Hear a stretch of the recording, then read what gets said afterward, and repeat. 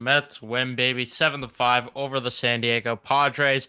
And it's nice and all to have 6 wins in a row. I'm obviously very happy that the Mets are pulling us all interested again and we're all of a sudden intrigued. But I will be honest, and I'd be lying if I sat here that and said this was a good enough baseball game.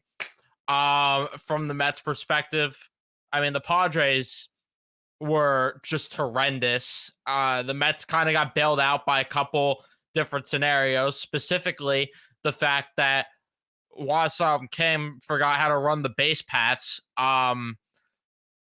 They, the Mets definitely had a couple things go their way in this game. I'm not going to sit here and act like they didn't do anything good. They got 13 hits in this game. Granted, a lot of it was from pretty much the same players.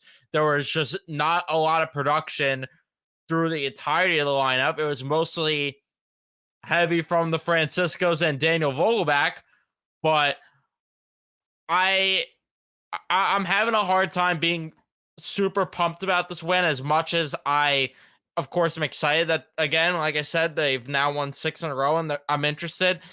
I'm just having a hard time because it kind of registered with me earlier, and I hate to be that guy, but outside of last night's win, which I'm implying the third game against the Diamondbacks, have the Mets played a complete ball game ever this season? Because and by definition of a complete ball game, I mean they dominated both on the pitching side of things and on the offensive side of things. So I don't know. I don't know. But regardless, we're going to talk about the game. Leave a like if you do enjoy. Subscribe if you guys are new, especially if you're Met fans, and turn on your notifications so you know when we upload or go live next here on Mets Central, or like I always say, because I messed up the graphic for whatever reason for the post-game overlay, Mets Central. But let's talk about the game. Brandon Nimmo would lead things off with a walk. Tommy Pham then gets himself a single. Francisco Lindor would ground out. Pete Alonso gets hit by a pitch. Daniel Vogelback would hit himself a single to make it a 1-0 ball game. So the Mets had a great opportunity with one out to freaking kick their teeth in, and Starling Marte grounds out into a double play at third base. All right. A first inning run. Nice. So it's not the end all be all. And our $40 million ace takes the pump and he walks the leadoff hitter. And then Soto flies out. Tatis flies out. Kim ends up stealing second. And Machado would drive in Kim with a RBI double to make it a 1-1 ball game. Xander Bogaerts then would get on with an error as horrendous defense. Horrendous. Luis Guillorme, inexcusable. Inexcusable to not make that play. I don't care what anyone says about his glove being spectacular or anything. It has not been spectacular this year. I'm sorry. It hasn't been anything special. I don't care they made that good leaping play later in the game. That didn't really make even a difference in the ball game. Sorry. Hate to be that guy. He shouldn't be on a major league roster. And I'm just puzzled as the fact that Brett Beatty came into this game later for defensive purposes because Mark Cannon just does not play good third base. But Brett Beatty came in to play third, but he supposedly had a hamstring issue, but he could go in for defense. Wouldn't he be able to hit then? So I don't know. He should have been in the lineup because clearly he's healthy enough to play. But regardless, that made it 2-1. Lindor doesn't get a pass on that play either. Lazy play by him backing it up as he's just lollygagging to the ball. But Cronenworth then hits it to a force out to end the inning. Top of the second, the Mets go down in order as McNeil lines out. Alvarez strikes out. Guillorme pops out. Bottom of the second, Gary Sanchez with a single because, of course, he would get a hit in this game. Could have had multiple hits, which we'll talk more about. Matt Carpenter then grounds out, and then Trent Grisham hits a double to make it a 3-1 ball game. And then Kim lines out and Soto flies out. Again, I wasn't really liking a couple of the things Verlander was doing, at least in the beginning of the start. It felt like he did it most of the start. He stayed away at times from the fastball in some of his better starts. And for whatever reason, at least early on, I don't know what the final count was, he relied so heavily on that four seam, so heavily, and it just shouldn't have happened. It shouldn't have. He couldn't locate it at all, and yeah, he threw 42 four seams and 28 sliders was his next pitch.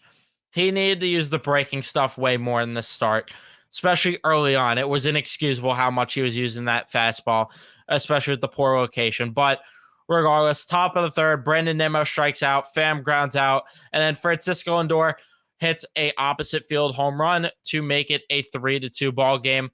Alonso then with a walk, Daniel Vogelbach then with a single that went off of Yu Darvish. So who had that on the bingo card? Daniel Vogelbach getting 2 infield singles by the third inning, nonetheless. But again, the Mets had an opportunity with Yu Darvish on the ropes yet again, and he was rattled the entire start. That guy needs the pitch clock to go. Yu Darvish is not good without the pitch clock, and we knew this when we played them last year. By the way, how funny is it?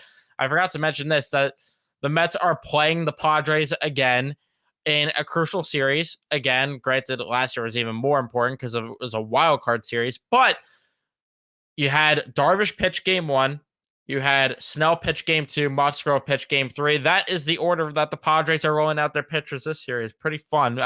What's not fun is Marte striking out to end the inning there instead of adding on to what could have been a rally.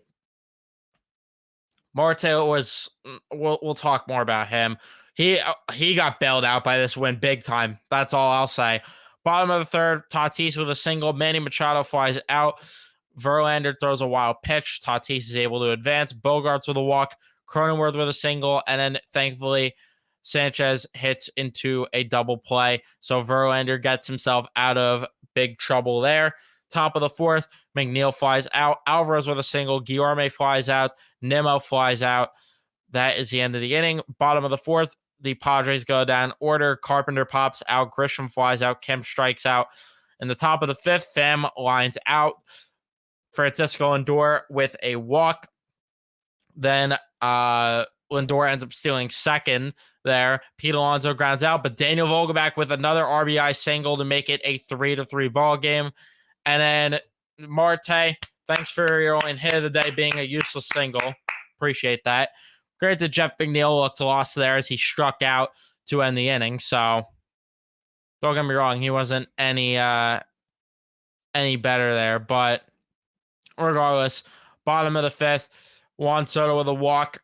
Tatis strikes out, which it took Verlander. I can't believe I forgot to mention how long it took him to get his first strikeout of the game. I think that actually was his first strikeout, right? No, Kim was in the fourth. But took way too long to get strikeouts, and only 2, again, from your $40 million ace. Does not please me at all. Manny Machado pops out. Bogarts pops out. And then Morejon comes in the pitch for the Padres. Alvarez gets a single. Luis Guillorme with a sacrifice bunt. Brandon Nimmo strikes out. Luis Garcia comes in the pitch. He walks Tommy Pham, and then Lindor pops out. Another opportunity for the Mets to tally on. Bottom of the sixth, Jake Cronenworth lines out, and then Gary Sanchez lines out. And that's where I was referring to Luis Guillorme making a great leaping play to stop that from being a base hit. Could that have started a rally for the Padres? I don't know, but it doesn't make up for the fact that he had that error earlier on, because we're probably not talking about a game that goes to extra innings, and that's just more bullpen guys that had to be used and everything. So it is what it is. I'm gonna try to stop ranting because it's hard not to with the way that they won this game. Like, I get it. It's winning's more important at the end of the day right now for this team, and we could worry about them playing better baseball when they're kind of in a funk, and especially come playoff time. But I'll tell you right now, if they're gonna play like this and crawl into the playoffs like this, they're not going to make it out alive in any sort of playoff round, no matter who they play. I can tell you they're not beating the Dodgers playing this way. The Marlins might be the only team that they could beat playing this type of baseball. But top of the seventh, Alonso strikes out. Vogelbach strikes out. Marte grounds out yet again. Brooks Raley comes in the pitch. And another guy that got bailed out too, as Grisham grounds out. And then Kim ends up getting a double, but again, he ends up getting tagged out because for whatever reason he tries to run. That's why I say he gets bailed out, because Juan Soto hits a double on the following at bat. That would have been a run right there. That would have changed the game. And I guess that cancels out Guillorme's error. Maybe I don't know. I'm trying to be positive in some regard. Ottavino comes in, gets Tatis to line out. Tim Hill then comes in the pitch for the Padres in the top of the eighth. McNeil with a ground out. Alvarez with a single. Mark Canha comes to the pitch hit. He strikes out. Nimmo grounds out. We go to the bottom of the eighth. Machado ends up grounding out. Welcome to the game, Mark Canha, the third base, as he had a freaking bullet hit to him there of a grounder. And then Bogarts grounds out. Jake Cronenworth with a walk. He ends up stealing second, and then Gary Sanchez ends up flying out. My heart sunk to the floor, though, because I thought for sure this one was leaving the ballpark. Thankfully, it didn't, though. Nick Martinez then comes to the pitch, which was an interesting decision by the Padres, but I wasn't complaining. Till the end of the inning, Tommy Pham strikes out. Lindor with a single. Steals second. They review the play. Odor ended up missing the tag. Alonso walks.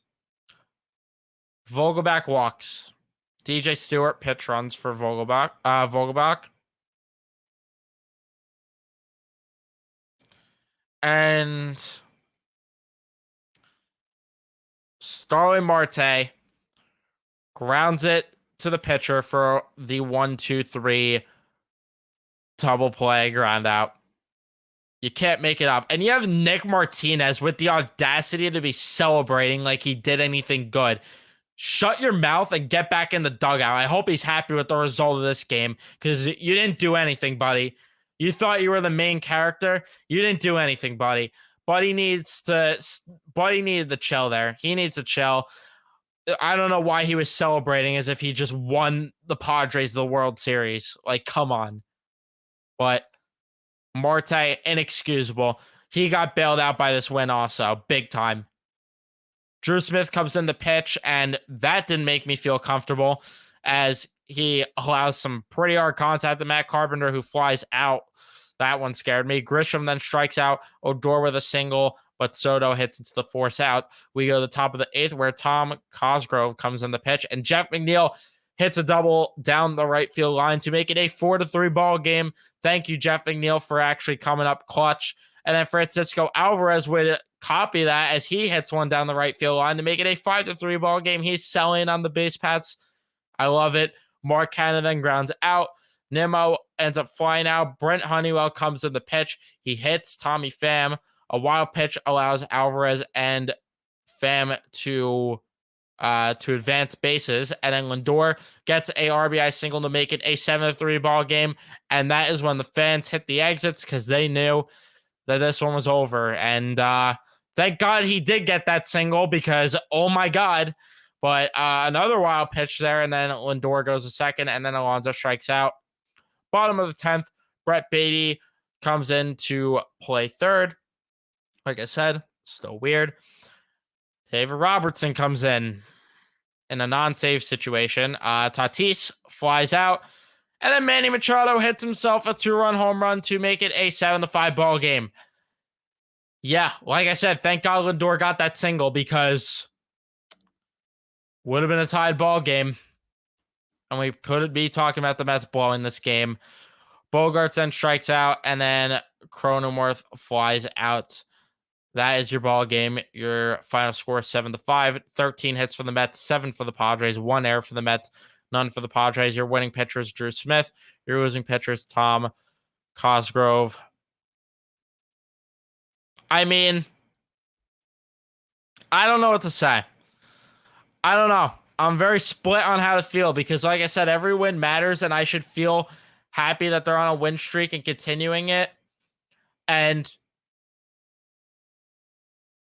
quantity of wins might be more important than quality. I get that, but the quality of this win was, I mean, if anyone's going to act like this was good baseball played by the Mets, you are sadly mistaken if you think that this is okay baseball for them to play. I'm sorry, but This is the type of baseball that got them to lose in the playoffs last year and down the stretch in September. Again, I'm sorry to be the jerk off. I'm sorry to be the guy, but I want to see better. And I know they're capable of being better.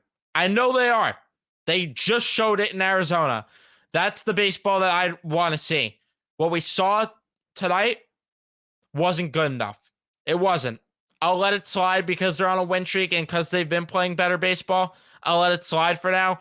But I'll tell you right now, they continue to play like that. It's just going to be blind optimism, these wins. I will say that. We'll say that again. Hate to be the jerk off, hate to be the guy, but I'm calling it like it is. And I was pretty dead on what happened down the stretch last year when people were saying otherwise and tried to hold out hope. And I hate that I was right about the team. I hate it.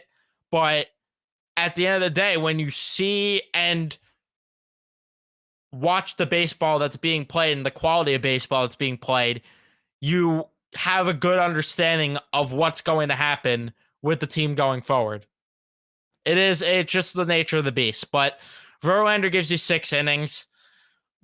Good, I guess, that you get 6 innings, but 5 hits, 2 earned runs, 3 runs allowed, 3 walks is not good enough. 2 strikeouts is not good enough from your ace.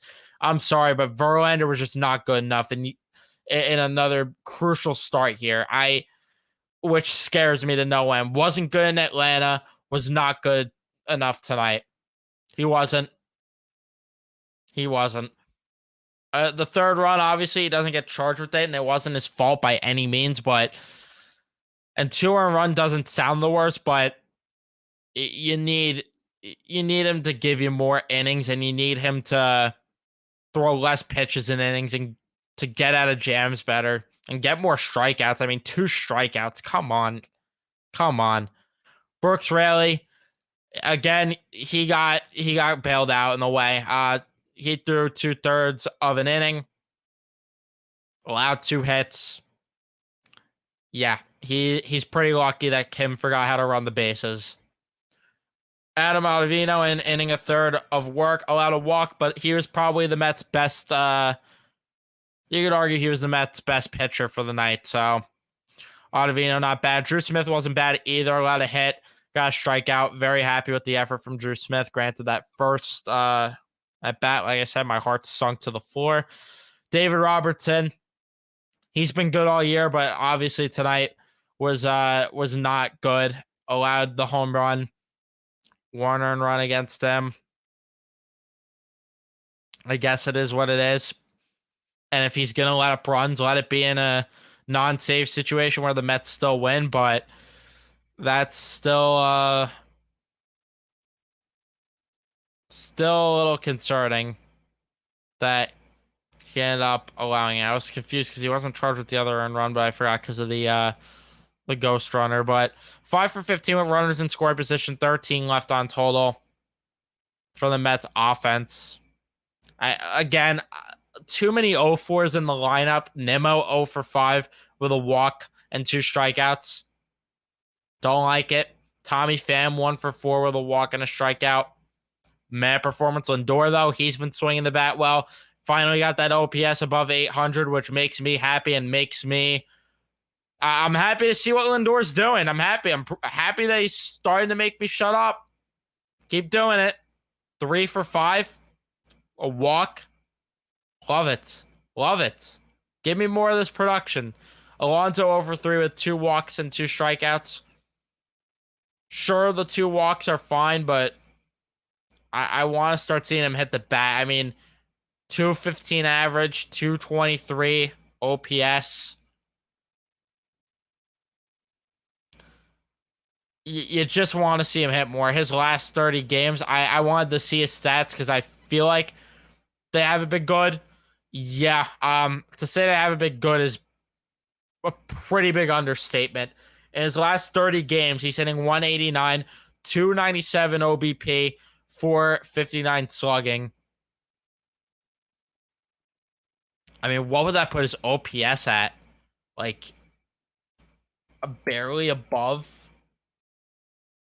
700, right? Well, let me quickly add that up. Gotta love me not being able to do any mental math here, but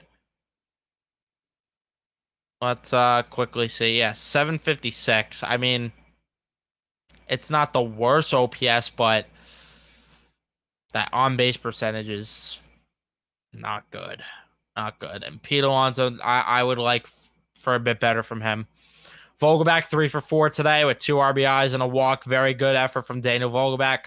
Last guy to get any sort of criticism. Well, not the last guy because technically Lindor, I would say, performed better, but still, I mean, I don't have criticism for Daniel Vogelback. But Starling Marte, another guy bailed out by the fact that the Mets won this game because he does not deserve a pass for the fact that he came up in clutch situations twice tonight and he did not come through in either situation. And he got the only hit that he got served no purpose for the team. Served none. And the only time he crossed the plate tonight was being the free runner on second. Jeff McNeil 1 for 5. At least he got a clutch hit. At least he got a clutch hit. RBI, struck out once. At least a clutch hit from him. Francisco Alvarez 4 for 5 with a RBI, struck out once. Very happy with Francisco Alvarez. The Franciscos have been very good, and I'm very pleased. Guillorme and Canna both 0 for 2 today. A strikeout from Canna. I'd like to see Brett Beatty play, and if you're not going to play him and you're using the hamstring as an excuse, send him down to AAA like you did with Vientos. Let him get at bats.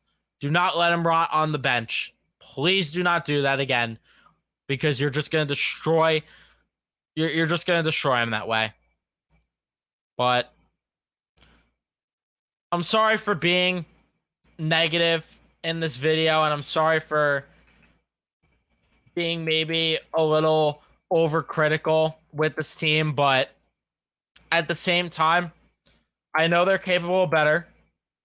I want what's best for the team, and performances like this are just not ideal, and they're just not good enough, and I expect better from this team. I do, and I'm giving them a pass, like I said, because of the fact that they played good enough baseball in Arizona, especially that last game. I'm giving them a pass, but I'll tell you right now, they have to wake up tomorrow, as soon as tomorrow, and be ready to play better baseball because it's not going to slide again. It's not. Unless the Padres truly are that bad. But that's going to be all for me. Let me know your thoughts in the comment section. Tell me how much you hate me for being critical of the team, even with a win. Would love to hear from you guys. Thank you guys so much for watching. 6 in a row, though. I'm not mad about that.